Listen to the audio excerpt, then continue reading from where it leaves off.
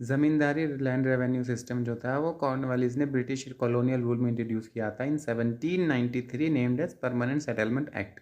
अब इसमें क्या होता था, एक इंटरमीडियरी सेट किया था ब्रिटिशर्स ने जो कहलाता था ज़मींदार। उसका काम क्या था कि सारे जितने भी पीजेंट्स है, कल्टीवेटर्स है, उनसे लैंड को कलेक्ट करना, और जितना भी लैंड कलेक्ट किया है उसका एक पार्ट वो खुद रखता था, बाकी सब ब्रिटिशर्स को ट्रांसफ़र कर देता था, जो कि एक ह्यूज अमाउंट होता था।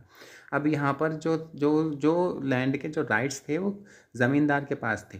जो पीजेंट्स या कल्टीवेटर्स या एक्चुअल कल्टीवेटर्स, उनसे लैंड के राइट छीन लिए गए थे और ज़मींदार को दे दिए गए थे। इसका मतलब है ज़मींदार के पास पावर थी कि वो कल्टीवेटर्स या पीजेंट की ज़मीन को ज़ब्त कर ले अगर वो लैंड टैक्स ना दे। अब ये जो लैंड टैक्स था ये दिया जाता था कैश में, और कैश के लिए जो पीजेंट्स या कल्टीवेटर्स थे उनको अपने प्रोड्यूस का एक पार्ट, सब्सटेंशियल पार्ट मार्केट में बेचना पड़ता था, जिसकी वजह से उनके अपने पास ज़्यादा प्रोड्यूस नहीं रह पाता था।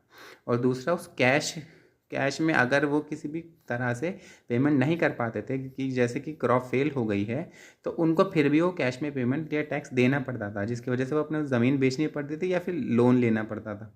तो ये एक तरह से एक एक्सप्लॉयटेटिव सिस्टम था पीजेंट के कल्टीवेटर्स के लिए। और अगर ज़मींदार जो है वो अपना एक जो लैंड रेवेन्यू है वो या टैक्स है वो ब्रिटिशर्स को नहीं दे पाता था, तो ब्रिटिशर्स उस ज़मींदार की जगह कोई और ज़मींदार को ले आते थे। ये सिस्टम ज़्यादातर नॉर्थ इंडिया में हमें देखने को मिलता था।